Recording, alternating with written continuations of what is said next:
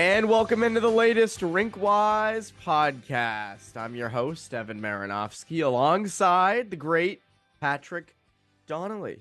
Pat, what's up? I'm just great this week, not great and wonderful.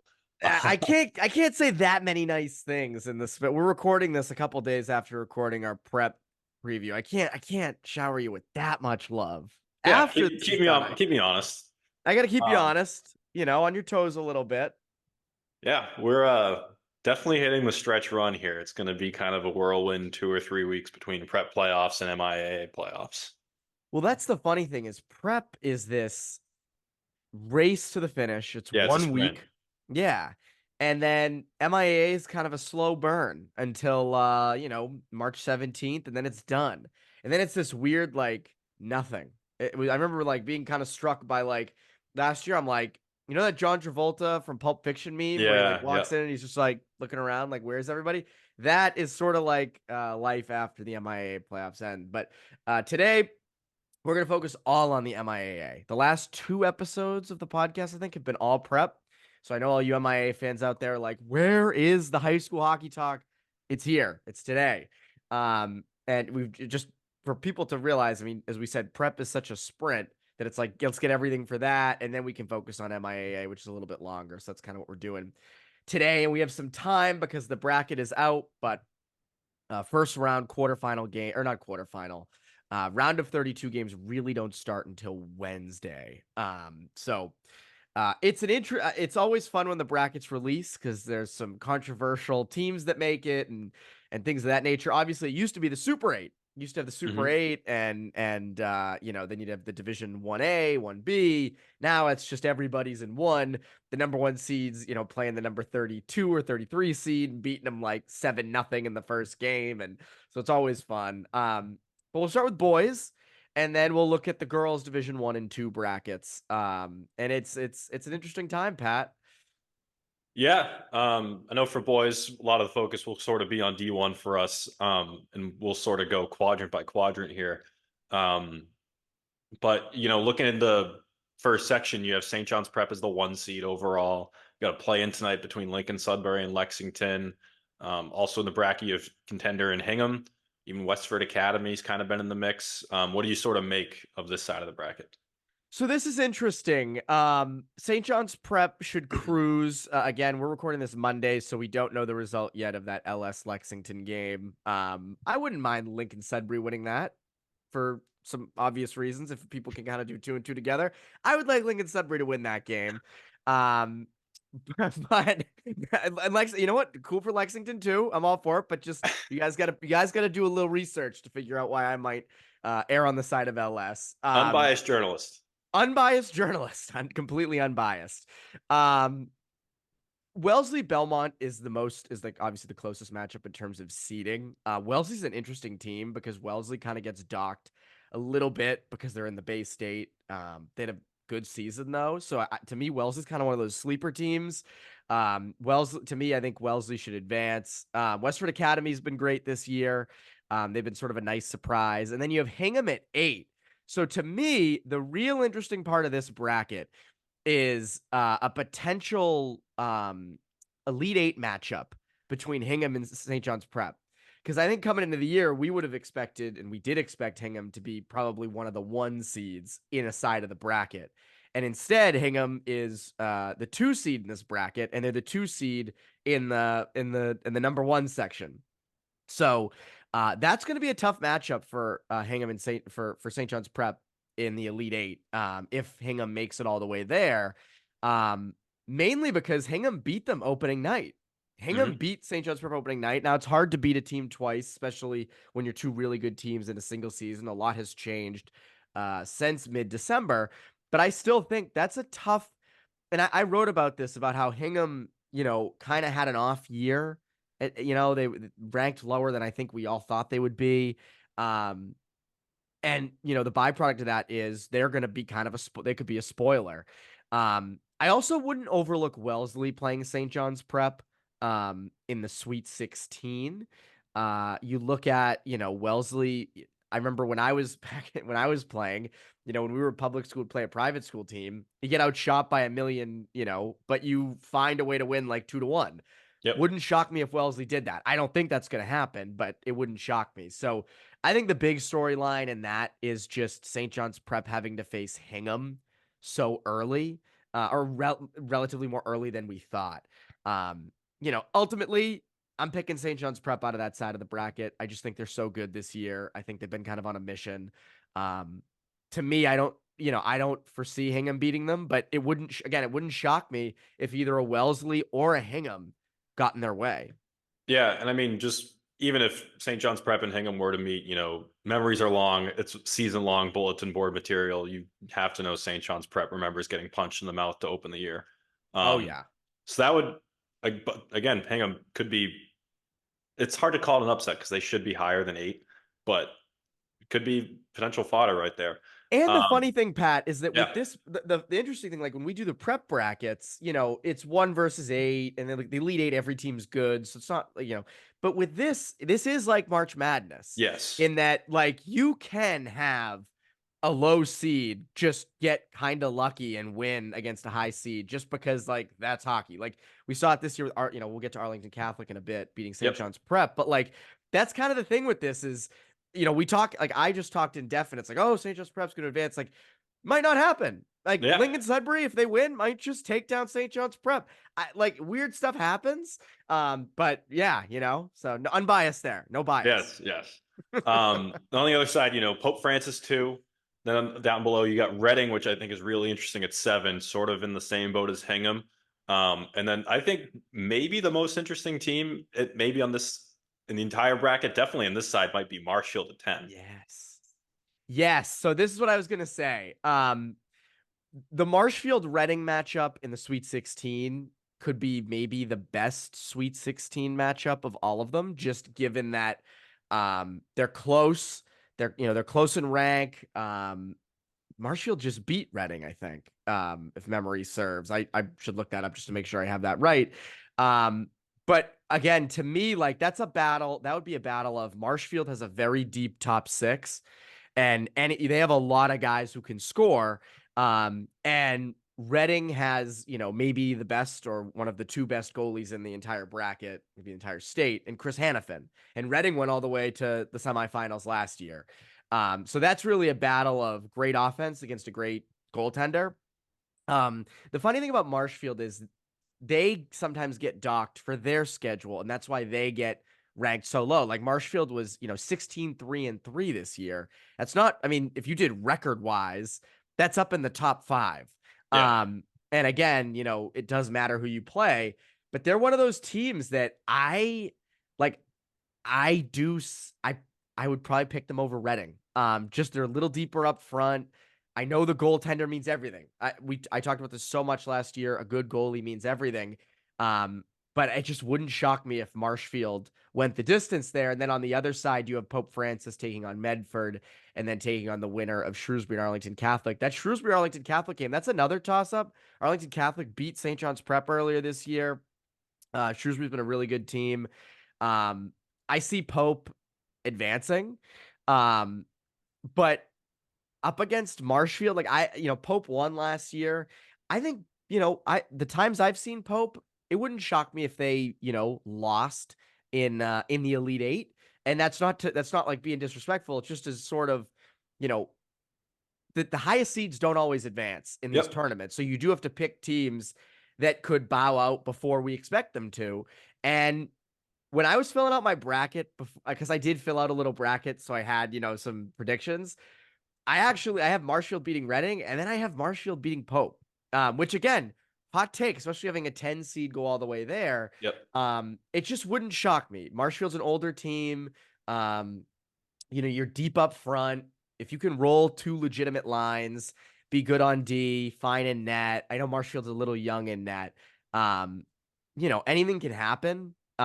So yeah, that's like my hot take of this whole bracket is I do think Marshfield makes the semifinals, which is Yeah, and I pretty could wild. see that too. But like, because I saw Marshfield in the Ed Burns finals, and I saw them for like a period on the first day, and um, their speed is just that's the thing that stands out the most is they can just Yeah. overwhelm teams. Every line, everyone throughout the lineup is fast.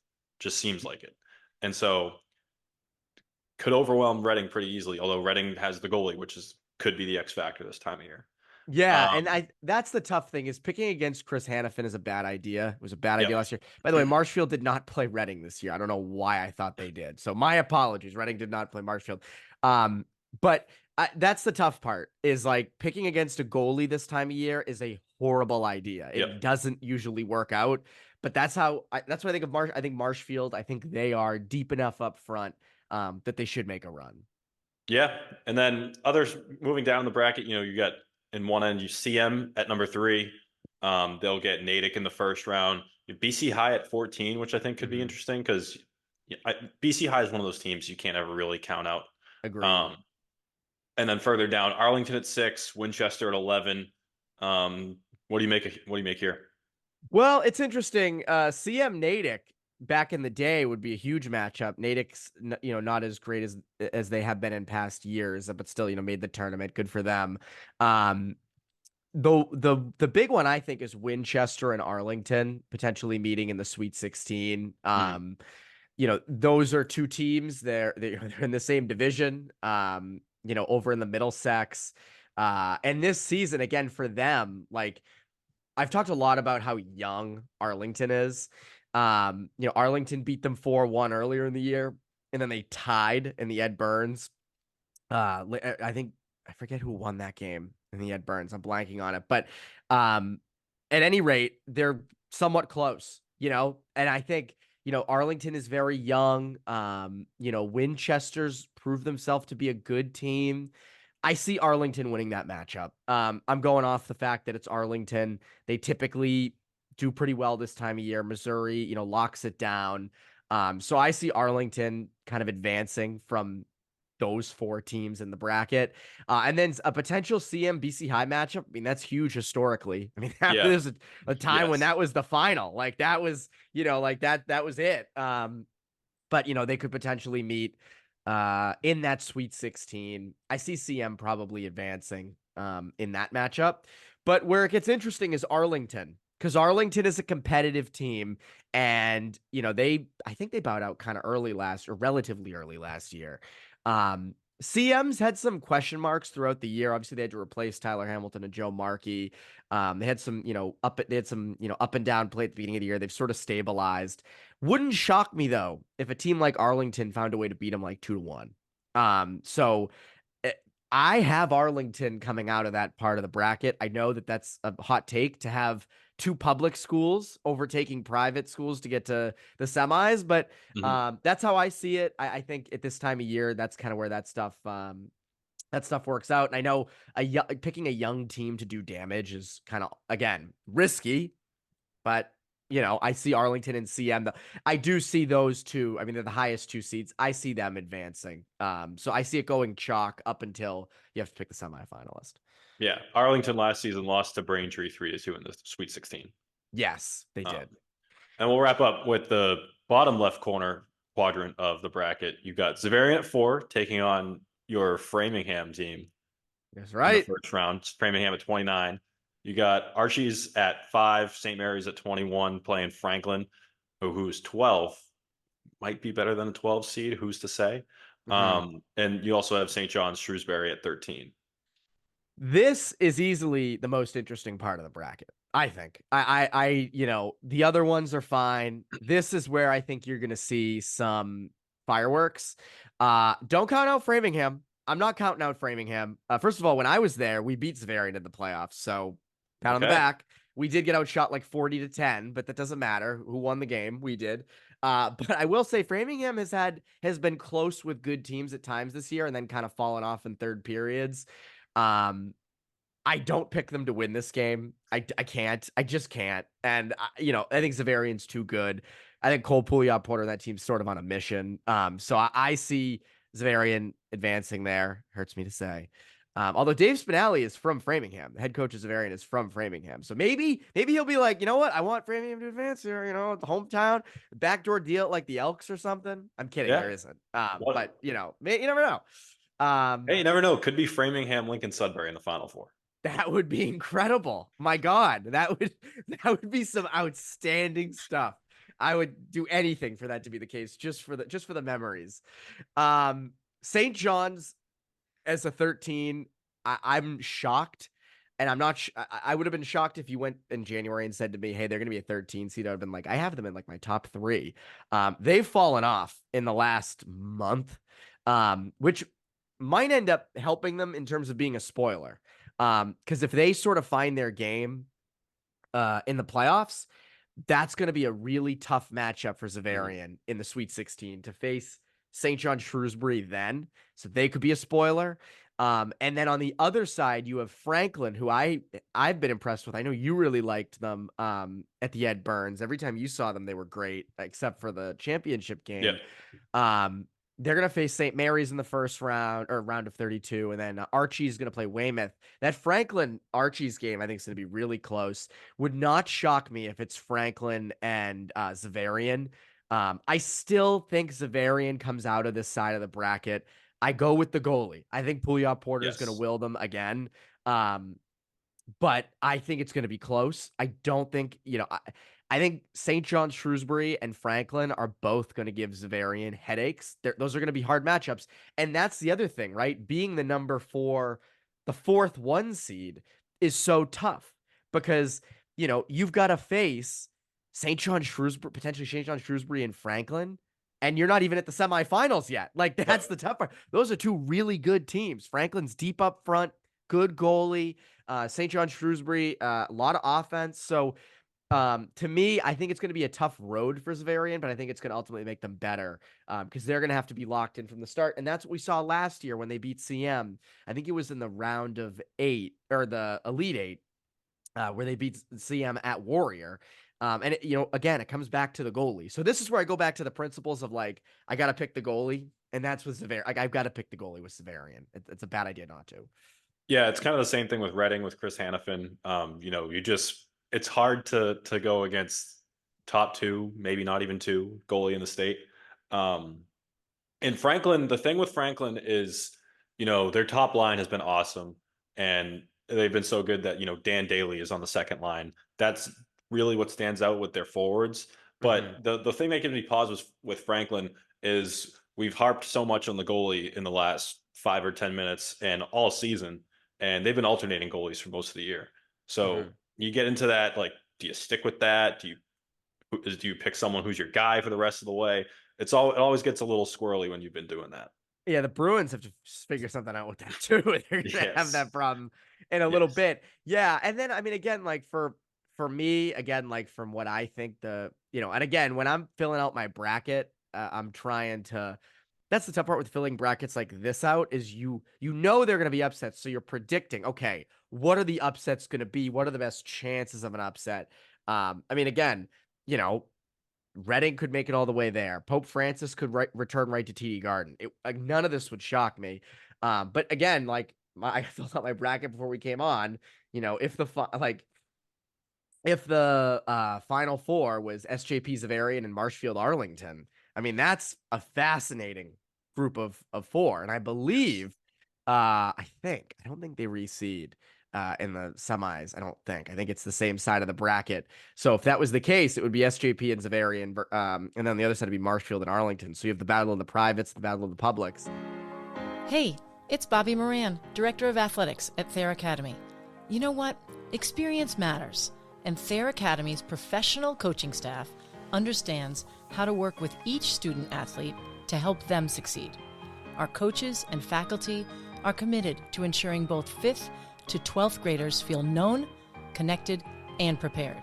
This is Thayer's secret sauce, nurturing each student to reach their full potential. Here, success is truly a team sport. Are you ready for your child to take the next step? See what Thayer has to offer at thayer.org. That's THAYER.org.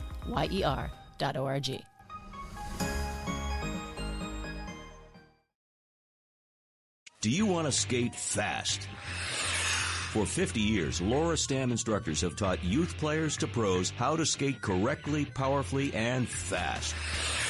Players who attend Laura Stam power skating programs learn how to skate fast by learning how to execute every maneuver in hockey. They become powerful, stable, efficient, and explosively fast skaters. If you can't wait for a clinic, join our subscription skills video service, and we'll show you the skills taught at our clinics in an easy-to-use video format with training plans to guide your training. Register or subscribe now at laurastam.com. That's LauraStamm.com. You can learn to skate fast. Prepare for the next level at Cushing Academy. Coach Pearl here, varsity boys hockey coach at Cushing Academy. If you're looking for the complete boarding school experience that combines elite level boys and girls hockey and a huge range of classes, look no further than Cushing. With a program that has produced more than 70 professional and Olympic athletes, there's never been a better time to prepare for the next level with the Penguins. Visit Cushing.org to register for a tour of the Cushing campus today. Roll Pens.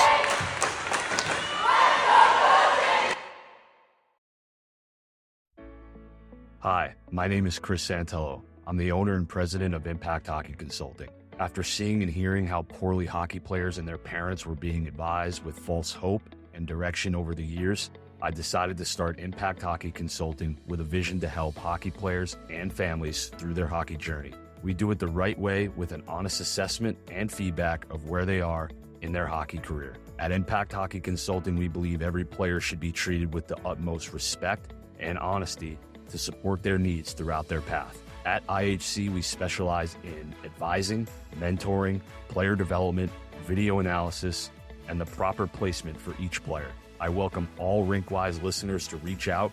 I'm eager to hear from you and learn more about where you are and want to be in hockey.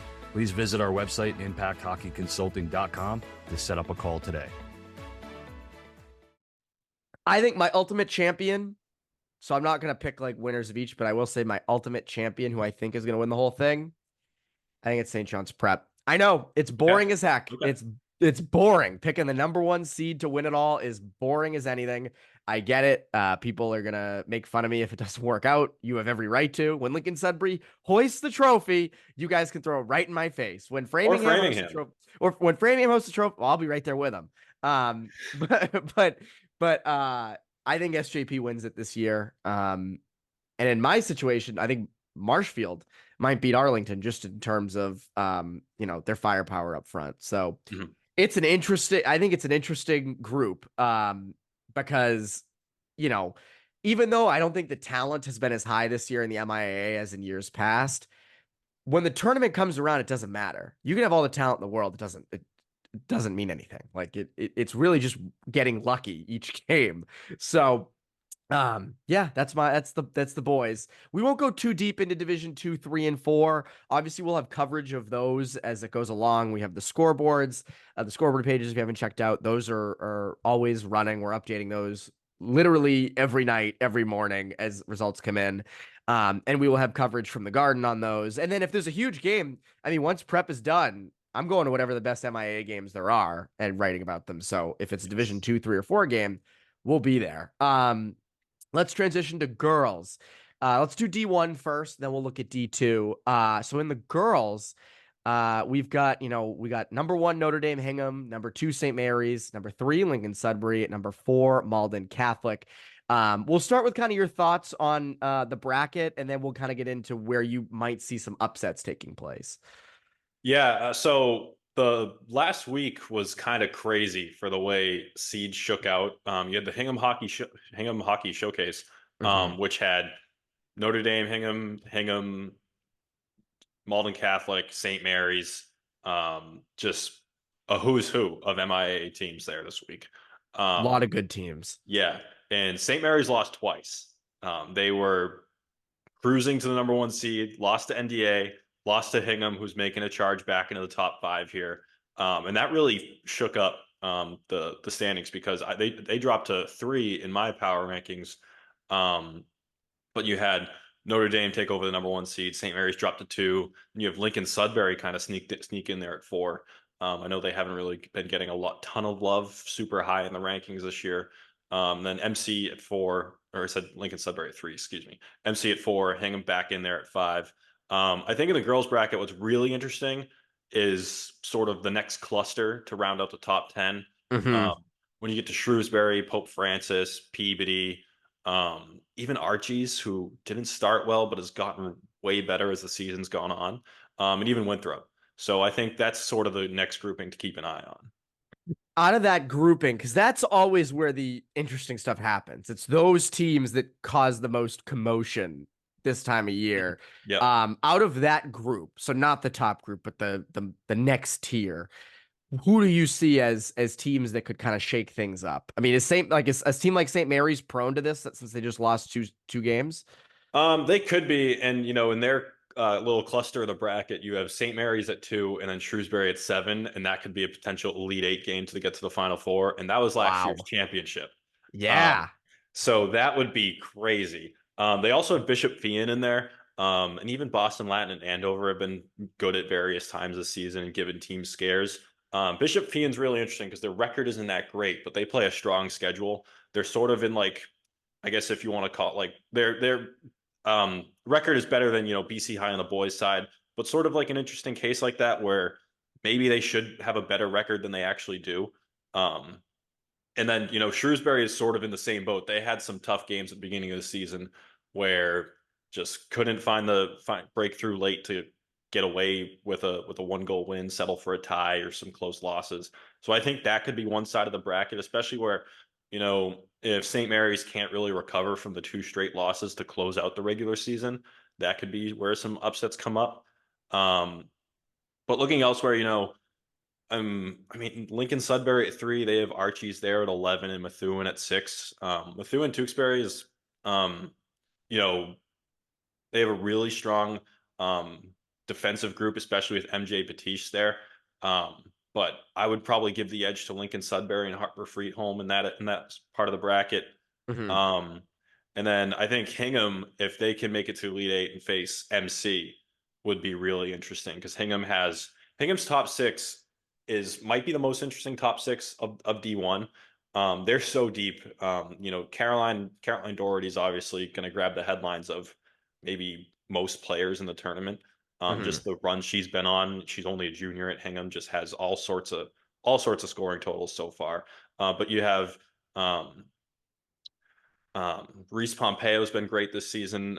Both lines have been really good.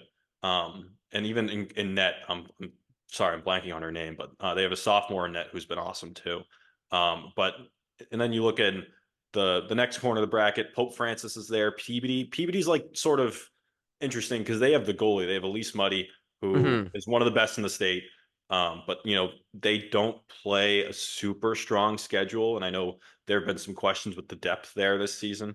So I mean, if Elise Muddy can get hot and sort of carry them, they could maybe squeak out a close game if they meet Notre Dame in the Elite 8. But I would very much give the edge to Notre Dame in that side of the bracket. This is what's tough about this bracket every year is the teams like we mentioned, Marshfield with the boys, Peabody with the girls, these teams that don't play the toughest schedule but win a lot of games. Like Peabody was 16-4 this year, right? Their schedule wasn't as good as some others.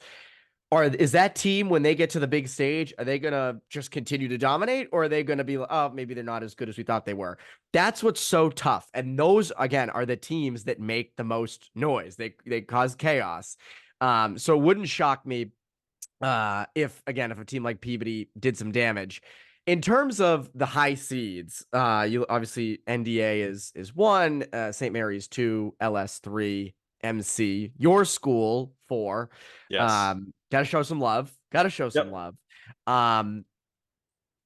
Do you foresee all of them making the semifinals, coming out of their sides of the bracket?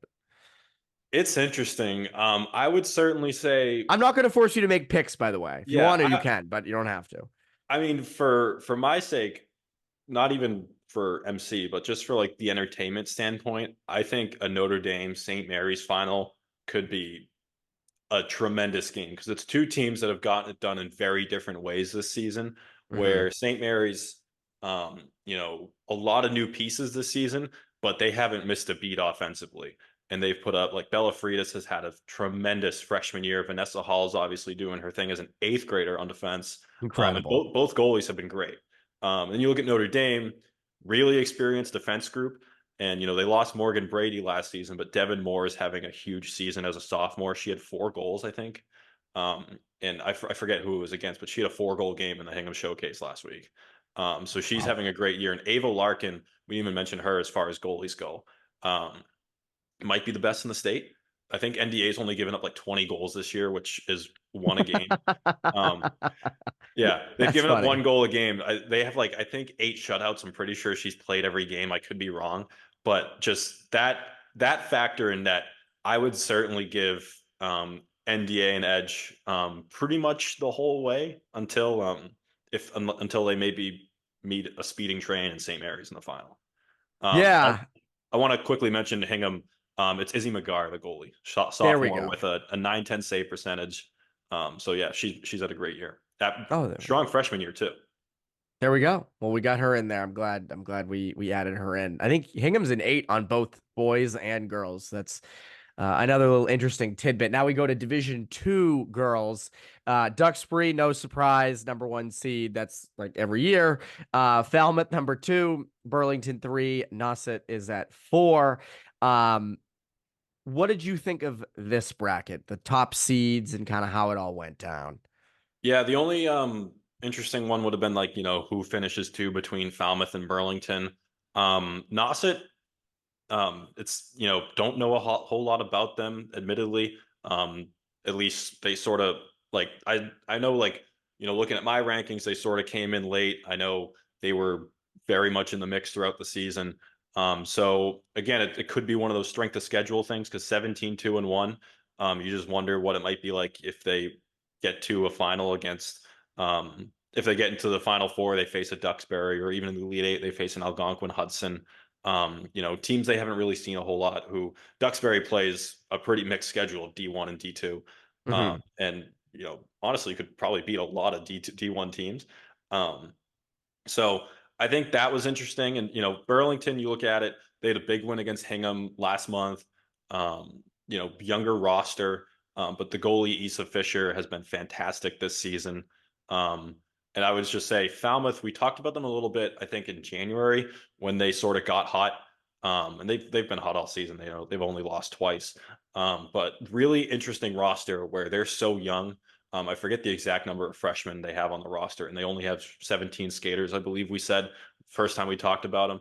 So, but it hasn't slowed down sort of their production and results. So they're an interesting case. But it's hard to not go chalk with Duxbury. Yeah. Just so dominant any way you slice it. Maddie Greenwood, I haven't really kept up with her stats as well as I was earlier in the season, but there was a point where she was over a goal per game. And Anna McGinty is one of the D1 and D2 combined, maybe one of the best goalies in the state. And so you combine that with their experience of winning last season, the goalie, the top offensive weapon, and even the tough schedule, it's hard not to give them an edge. I was going to say, looking at this bracket, it's hard not to go chalk. There might be a few upsets here or there. I see this kind of going chalk, which again, boring, I get, but at the same time, I think that Duxbury just has such a hold on this division. Yeah, I think Pembroke's interesting, where with Jen Birolini, who earlier this season passed, I believe, the 100-goal milestone and 150-point milestone. I believe she's only she's a junior, I believe, so there's still a lot of runway left. I could be mistaken.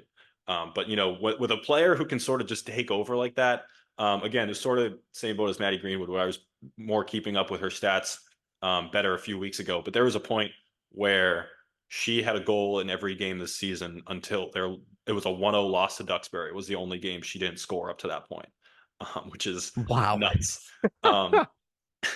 Yeah, and Canton's in a similar boat too, where they have a really potent offense. They made it to the final last season and fell to Duxbury. They could be as a 7 seed. It's tough to say, oh, it'll be a massive upset, but I think they could definitely give higher seeds some trouble. It'll be interesting. I think it's always fun this time of year to kind of see what teams move forward, and what teams kind of create some upsets. And then again, I don't know enough.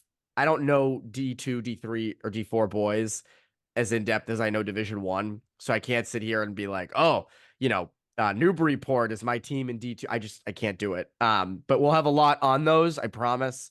And I know there's always interesting prep prospects on a lot of those teams. That's where honestly a lot of the prep prospects come from is, like I remember Mikey Monroe was a star at Hanover, and now he's a, main commit star at Avon Old Farm. So there's always players like that, and it's going to be interesting the whole way. We'll have a lot of MIAA coverage over the next couple weeks, especially when prep is done. Then it's like, all right, we're fully in MIAA.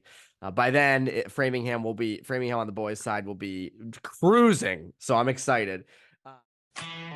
Are you ready to elevate your game and education? The New Hampshire Mountain Kings program is a new and unique hockey experience located in central New Hampshire. The ownership group operates the newly renovated Tri-Town Ice Arena in Hooksett, New Hampshire. The arena is the home of the North American Hockey League New Hampshire Mountain Kings as they compete in their inaugural season. The New Hampshire Mountain Kings Academy and Mountain Cat Academy were created with a desire to enhance the typical hockey academy experience for both male and female participants. In 2024, the Mountain King Academy will have teams competing at the U14, U15, U16, and 18 levels, while the Mountain Cats will compete at the U19 level. The students will attend school in person at Bishop Brady High School and stay in secure dormitories with meal plans at NHTI and Concord, New Hampshire. For information on how to become a Mountain King, contact them today at info@nhmountainkings.com. Again, that's info@nhmountainkings.com. Do you want to become a better hockey player this summer with Paul Vincent Hockey? Since 1972, Paul Vincent, currently the head skills instructor of the Florida Panthers, has been developing NHL and college hockey players. Paul Vincent stands by his saying, there's always room for player development. Players such as Patrick Kane, Jonathan Taves, Keith Yandel, Matt Grzelcyk, Patrick Sharp, Adam Oates, and many more have trained with Coach Vincent and his staff and have outstanding results. Join Paul Vincent this summer at one of his 4 Massachusetts locations, Canton, Saugus, Middleton, and Falmouth on Cape Cod. To reserve your spot today, go to pvhockey.com or call 978-807-4070. That's pvhockey.com or call 978-807-4070. Paul Vincent is ready to get back to work this summer. Are you? For over 20 years, Eric Nate's Euro Hockey has been helping hockey players of all ages develop their individual skills and improve on all aspects of their game. Through structured drills and innovative training equipment, Eric Nate's Euro Hockey's intense on-ice instruction challenges each student to be the best at their ability. Find a hockey clinic or summer camp that is right for you today at nateshockey.com. That's Nates hockey.com. Eric Nate's Euro Hockey, trained to be the best. Prepare for the next level at Cushing Academy. Coach Pearl here, varsity boys hockey coach at Cushing Academy. If you're looking for the complete boarding school experience that combines elite level boys and girls hockey and a huge range of classes, look no further than Cushing. With a program that has produced more than 70 professional and Olympic athletes, there's never been a better time to prepare for the next level with the Penguins. Visit Cushing.org to register for a tour of the Cushing campus today. Roll Pens.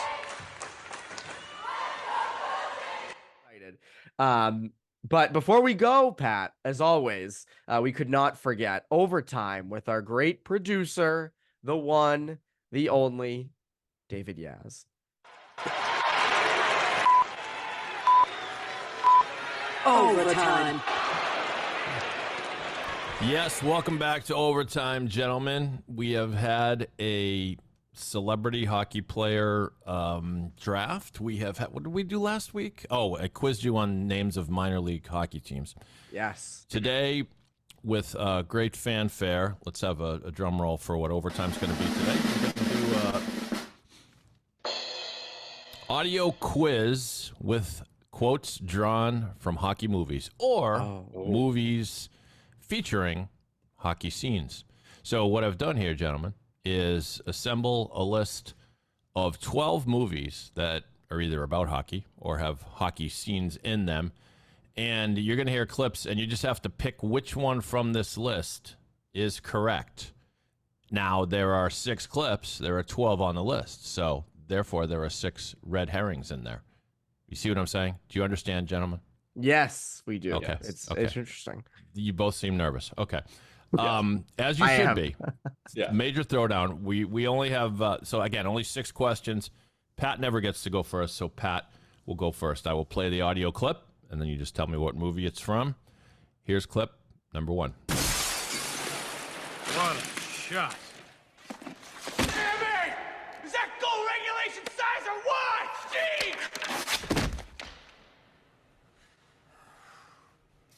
I guess that's the whole clip. All right. Pat, tell us what I movie get to is ease into it here. That's Happy Gilmore. Happy Gilmore is absolutely correct. Nice. The Sandler thing gave it away. Because I'll be honest, I've never seen Happy Gilmore, but the Sandler, I was like, well, Sandler, all right, it must be. I got it at what a shot. But, okay. Well, you're a fan then. Yeah. But Billy Madison is on the list. Maybe there's a Billy Madison clip coming. Grown-ups. Their hockey bit. And Grown-ups. He's in Grown-ups as well. Yeah. That's right. Okay. Clip number 2. This one goes to you, Evan. Your head's on the ice out there. Well, you got this. Guys, we all know how to play hockey. Just play it smart. That's right. Get out there and stick 'em. Fuck 'em, Christ, Papa. Get our show. Let's go. Come on. Come on. Let's go now. We need this win, you know. We got a lot of losses. Yeah, we got a lot of losses. Let's start making up for it. Start winning. Go to the top, not the bottom. That's what we're here for, guys, to win. All right. By the way, what are they here for? To win. We apologize for the salty language. Do you know what film that is from, Evan? I'm so bad at movies. I'm gonna guess Slapshot. That's correct. Very good. Wow, great guess. The Hanson brothers. Are you a fan of that film, Pat? I am. Yeah, seen it. Come on, now you have to be. Okay. I've seen it, but I don't remember that exact. I just the old timiness. I was like, oh, that's probably Slapshot. Okay. This one should be easy. Goes to you, Pat. Tonight, we skate with them. Tonight, we stay with them. And we shut them down because we can. All right, that's enough. So I lucked out because I haven't seen Miracle, but I know it's Miracle. Oh, my goodness. You haven't seen Miracle? I know. I haven't. I've never seen it its entirety. I've seen like bunch of the scenes, portions of it, but I know you call yourself a hockey fan. Come on. I'm trying to. I got that Boys of Winter book. My brother got it for me, so I'm trying to read that before I sit down and watch Miracle. Oh, okay. Well, maybe I need to read the book. Yeah. Okay. Tremendous movie. Oh, They did a made for TV. They did a made for TV movie, which I think was called Miracle on Ice, and they did that in the '80s. It starred Steve Guttenberg as Mike Eruzione and Carl Malden as Herb Brooks, and it was terrible. Anyway, go make sure you're seeing the Kurt Russell version. Yes. All right. Next question, back to you, Evan. Also, I think this should be an easy one, but we'll see. Nice drill, Coach. Really very cute. But when are you going to work with me in goal? Goldberg, do you trust me? My mother would not approve of this, Coach. She'd like me to live to be bar mitzvahed. This is your bar mitzvah, Goldberg. Today you will become a man. What movie is that from, Evan? That's the Mighty Ducks. That's absolutely right. First, and I hope only Disney movie to actually inspire the name of a pro sports franchise, which I always thought was weird. Yes. Okay, we're down to the final 2 questions. The scores are tied, so very exciting. And we apologize. There are a couple of naughty words in this clip, but it's funny. It might be a tough one. Take a listen, Pat. Look at it. Yes. This is great shot. If you weren't playing your game, look at it. Look at it. Come on. Why do you think they put the instant replay in the fucking game? So you can see if it's bullshit. Well, you know what? I am unbelievable. Goal, you're gonna look at it. Look at it. You got the game. Come on, man. I want to learn it. Never get to play. You should practice this when I'm not here. Just fucking move it. When I'm not here, will you practice it? All right. Do you know what movie that's from, Pat? This is tough because I think any of the remaining like plausible possibilities I haven't seen. Okay. I'm gonna take a swing and go with Goon. Goon is incorrect. Evan, do you know what clip that movie came from? I don't. Goon would have been my guess. Oh, you're both terrible. I'll say Canadian Bacon. No, don't say anything because you got to guess the next time. We were looking for Swingers. Ooh. You guys haven't seen Swingers? No. Oh my. Oh God. What are they teaching in school these days? Nothing. That's what they're teaching. All right. Well, Evan, you got a chance to win here with clip number 6. Take a listen. Play snooker. That's what I hate about coming here, you know? You gotta listen to that song all the time. Check out the flag. Now, what is that? Was that a weed on there or what? Come on, give me a break. Nice flag. Okay.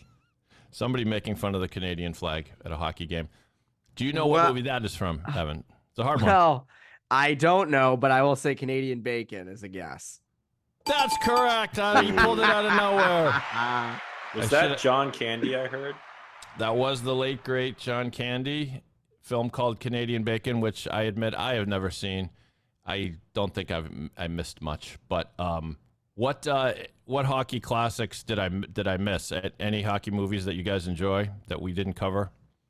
I don't think so. I think you hit everything, all of them, right? Yeah, there were a couple. I didn't have one from Goon. I haven't seen Goon. I haven't seen it either. It looks all right. There's a movie called Playing from the Crease that there are a lot of hockey movies I've never heard of, but there really are only 3 or 4 in the conversation of the best hockey movie ever, right? We covered Slapshot for the comedy fans. Miracle is really the answer, isn't it? Or Mighty Ducks, I guess, if you're a Mighty Ducks guy. I think it's Miracle. And also it's tough to shoot hockey movies. That's the I would feel like that would be the difficulty with that. And the other thing is there aren't sports movies have their times where they come around, but it's not always, I don't know if you'd know this maybe more than me, Yaz, but I feel like there aren't as many sports movies being made. That's absolutely true. Yeah, the glory, there were sort of 2 golden eras for sports movies, the 70s and then the 90s and the aughts. But, well, let's face it, unless they're going to make Mighty Ducks, 5 through 12, then Hollywood only seems interested in reboots and sequels these days in comic book movies. So we haven't had a good sports movie in a long time. But there's always hope they'll come back around. Was the last good sports movie, and I could be blanking on it, was either 42 or Moneyball, right? Or am I missing them? Am I missing both? You're probably missing something in there. Yeah, but there's Draft Day is an easy watch, but I wouldn't say it's a quality sports movie. No. Yeah, but not at all. But I guess sort of notable. I mean, I definitely had to go out to see Draft Day, Costner and NFL Draft, but yeah, they didn't pull it off so well. And yeah, the easel is empty for the next big sports movie. Somebody should make a hockey movie. Why the hell not? I agree. Anyway, yeah, I'm all for it. But yeah, that was good. So I won that one 3-2. But the last one, that was sort of a Hail Mary. I'll be honest, I didn't know that movie. But good times. Good times. Evan wins on an empty net goal, and but it still counts, So, terrific job, gentlemen, and back to you to close things out, Evan. Thank you, Yaz. Pat, this has been fun. Maybe I won the overtime, but let's see how I do on my Division I boys bracket. And I'll have to write out my picks like you did. I didn't think to do that. Well, we can do them later. We can put them in a story later on. That's what we can do. Make people go read it. But anyways, Pat, lots of stuff to come. Thank you for joining as always. And we will see you next time on the RinkWise podcast. I'm Evan Marinofsky. It's Pat Donnelly. Produced by the great David Yaz. The Seamans Media production. We'll catch you next time.